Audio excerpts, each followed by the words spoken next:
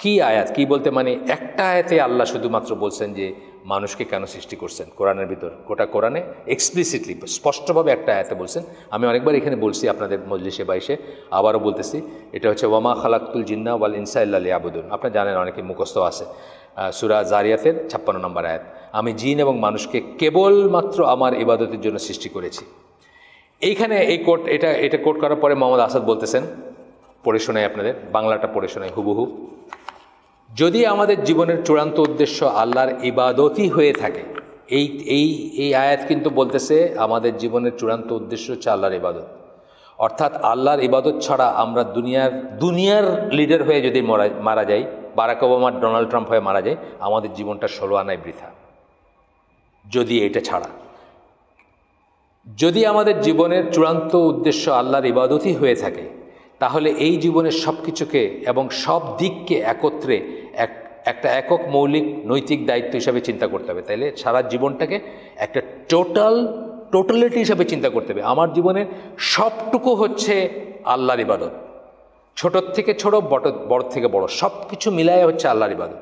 কারণ আমাকে এই জন্য যদি সৃষ্টি করা হয়ে থাকে, তাহলে আমার জীবনের সব কিছুতে আল্লাহর ইবাদত রিফ্লেক্ট করতে হবে, আল্লাহর আনুগত্য রিফ্লেক্ট করতে হবে, সেটা প্রতিফলিত হইতে হবে। আচ্ছা, সেক্ষেত্রে আমাদের সকল কর্মকাণ্ড, এমনকি আপাতদৃষ্টিতে যেগুলোকে একদম সাধারণ মনে হয়, সেগুলোও ইবাদত হিসাবে সম্পন্ন করতে হবে। একদম সাধারণ যেটা মনে হয়, এই এক গ্লাস পানি খাওয়া, এটা কোনো ব্যাপারই না, তাই না? পশ্চিমা ওয়ার্ল্ডে বা কোথাও এটা নিয়ে কি কেউ চিন্তা করে যে এক গ্লাস পানি কেমনে খাইলাম? আমাদের কিন্তু এখানেও চিন্তা করতে হবে যে এক গ্লাস পানি কীভাবে খাইতে হবে, কীভাবে খাইলে আল্লাহ সন্তুষ্ট হবেন, কীভাবে খাইলে রাসূলের কথা পালন করা হবে, এবং কীভাবে খাইলে সওয়াব হবে, কীভাবে খাইলে গুনাহ হবে। ডান হাতে খাবো, বিসমিল্লাহ বলে খাবো, মানে রয়ে খাবো, গড়গড় করে না, হ্যাঁ, আসে না আদব, আসে না সুন্নাহ, আসে না? এই কাজগুলো যদি আমি আল্লাহর কথা মনে রেখে, রসুলের কথা মনে রেখে করি, এই প্রত্যেকটা কাজ ইবাদতের কাজ। উল্টাটা যদি না করি, বা হাতে খাইলাম, হাঁটতে হাঁটতে খাইলাম, দাঁড়ায় খাইলাম, বা একটা কিছু করলাম, বুঝছেন না, তাইলে কি ইবাদতের উল্টাটা, নেগেটিভ যেটা, সেটা হবে আমার। এটাই বলতেছেন। সচেতনভাবে এইভাবে সম্পন্ন করতে হবে। এগুলি সবই আল্লাহর সার্বিক পরিকল্পনার অংশ। অনেক বড় একটা কথা বলছে, প্রতিটি জিনিসের ভিতরে মঙ্গল আছে, কল্যাণ আছে, এবং আল্লাহর পরিকল্পনার অংশ। যেমন ধরেন, দাঁড়ায় পানি খেলে কি হয়? পানিটা সোজা গিয়া আপনার স্টমাকে বা এসোফেগাসের নিচে এক জায়গায় হিট করে, যে জায়গাটা ফুটা হয়ে যেতে পারে যদি দীর্ঘদিন আপনি দাঁড়ায় পানি খান। বসে পানি খেলে কি হয়? আস্তে আস্তে জিনিসটা নামে, হিট করে না কোথাও গিয়ে, বুঝছেন তো? আস্তে আস্তে পানিটা ভেতরে যায়। এইভাবে দেখবেন আপনি বসে পেশাব করলে কি হয়? ইউরিনারি ট্র্যাকটা এমনভাবে আল্লাহ ডিজাইন করছেন, স্কোয়াট করে পায়খানা করলে কি হয়? আপনার পায়খানাটা ক্লিয়ার হয়। কোমরে পায়খানা করলে সেটা হয় না। মানে এইভাবে দেখবেন যে সুন্নায় যা কিছু বলা হয়েছে, প্রত্যেকটা জিনিস একটা বড় ডিজাইনের অংশ, যে এই জীবন ব্যবস্থা আমি তোমাদেরকে দিলাম। আল্লাহ বলতেছেন যে এটা হলো সিরাতুল মুস্তাকিম, এটার উপর থাকবা। সূরা আল আনামের 153 নম্বর আয়াত সম্ভবত, সিরাতুল মুস্তাকিম, এর উপর থাকবা, এটা আমার পথ, যদি অন্য কোনো পথে যাও তাহলে বিচ্যুত হয়ে যাওয়া। বা এই সামারিটা বললাম আমি।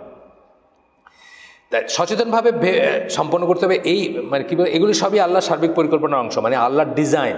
এইটা করলে জীবন বেস্ট চলবে, এটা করলে আখিরাত এবং দুনিয়া এবং আখিরাতের বেস্ট কল্যাণ, সবচেয়ে ভালো জীবন চলবে। আচ্ছা, তা মানে ইসলাম আমাদের শিক্ষা দেয় যে প্রথমত মানব জীবনের বহুমাত্রিক কর্মকাণ্ডের সকল ক্ষেত্রে স্থায়ী ইবাদতই হচ্ছে জীবনের সত্যিকার অর্থ বা উদ্দেশ্য। সকল ক্ষেত্রে স্থায়ী ইবাদত মানে সকল ক্ষেত্রেই ইবাদতের চিন্তা করবেন আপনি, এবং সেই মতো জীবন যাপন করবেন।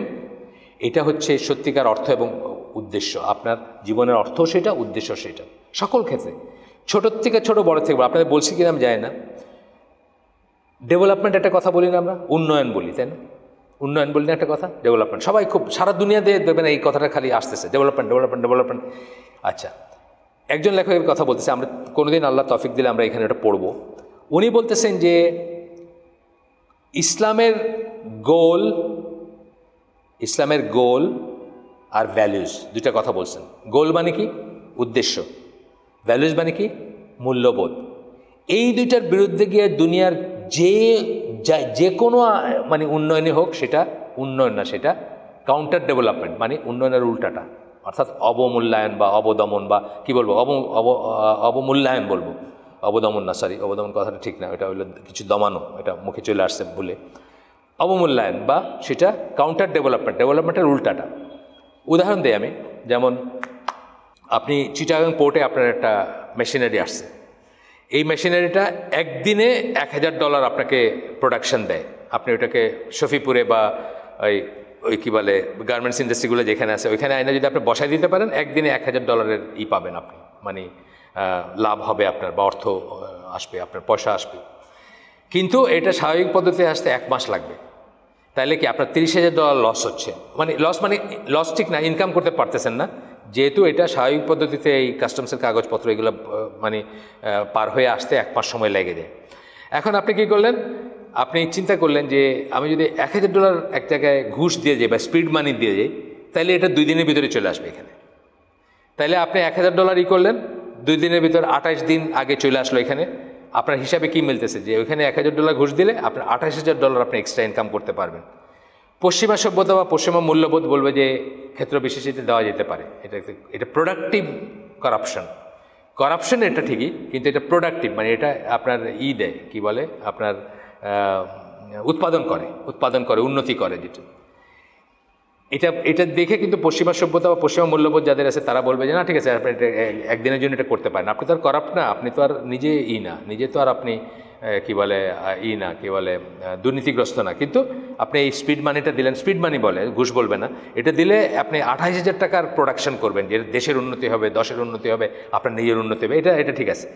ইসলাম $28,000 না, $28 কোটি, $28,000 না, $28 কোটি লাভ হইলে আপনাকে এটা পারমিটেড বলবে না যে আপনার ঘুষ দিবেন, আপনাকে $28 কোটি হইলেও বলবে না।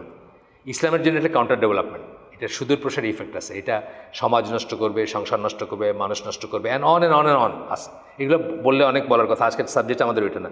তো ইসলামের গোল কি, আল্লাহর জমিনে আল্লাহর কথা সর্বোচ্চ হবে, অর্থাৎ আল্লাহর কথা আল্লাহর জমিনে সবচেয়ে বেশি মূল্যবান হবে এবং সেই মতো করে মানুষ চলবে, এটা হচ্ছে গোল। এটা 1000 বছর, 5000 বছর, 10,000 বছর পরে হইতে পারে, কিন্তু আপনি ওই লক্ষ্য সামনে নিয়ে চলবেন। ওইটার বিপরীতে যেটা যায়, আমরা জানি যে ঘুষ যদি আপনি চালু করেন কি সমাজটা নষ্ট হয়ে যাবে, মানুষ পয়সাকে গড মনে করতে শুরু করবে। এটা দিয়ে কি আল্লাহর দিন প্রতিষ্ঠিত হবে? কোনোদিন হবে না। এটা যদি আপনি চালু করেন, এটা যদি বাড়তে থাকে, এটার যদি আপনি এক্সাম্পল করেন, তাহলে কী হবে, আপনি আল্লাহর জমিনে আল্লাহর কথা তো রইলই না, আরও উল্টা যত দূরে চলে যাচ্ছেন। আর এটা হলো গোলে যাবেন না আপনি। আর ভ্যালুস কি, ঘুষ তো একদম সর্ব অবস্থায় হারাম, এক্সেপ্ট যান বাঁচানোর মতো কোনো জিনিস, বা যেটা আপনি লাভের জন্য করতেছেন না, আপনার বেসিক প্রাপ্য, কিন্তু কেউ আপনাকে ডেপ্রাইভ করতেছে, ওই জায়গায় ঘুষ দিলে দেওয়া যাইতেও পারে। অনেক বলেন, আমি উদাহরণ দিই, যেমন একটা পাসপোর্ট নেবেন আপনি, একটা পাসপোর্টের জন্য কী লাগে, কোনো যোগ্যতার দরকার নেই, আপনি বাংলাদেশের সিটিজেন, বাস এই বাংলাদেশের ফুটপাতে আপনার জন্ম হয়েছে, আপনি একটা পাসপোর্ট পাইতে পারেন। কিন্তু আপনি হজে যাবেন, আপনি পাসপোর্ট অফিসে গেছেন, ধর্ণা দিচ্ছেন, আপনাকে পাসপোর্ট দেয় না, খালি ঘুরায় আর খালি বলে যে এটা না ওটা না, ধরেন কথার কথা, থিওরিটিক্যাল কথা। তখন আপনি যদি ঘুষ দেন, সেই ঘুষটা জায়েজ হইতেও পারে, কারণ আপনি কোনো লাভের জন্য দেন নাই, আপনার প্রাপ্য জিনিস তবু আপনাকে দিচ্ছে না, সেটা পাওয়ার জন্য বা কোনো একটা ইমার্জেন্সি সিচুয়েশনে দিচ্ছেন।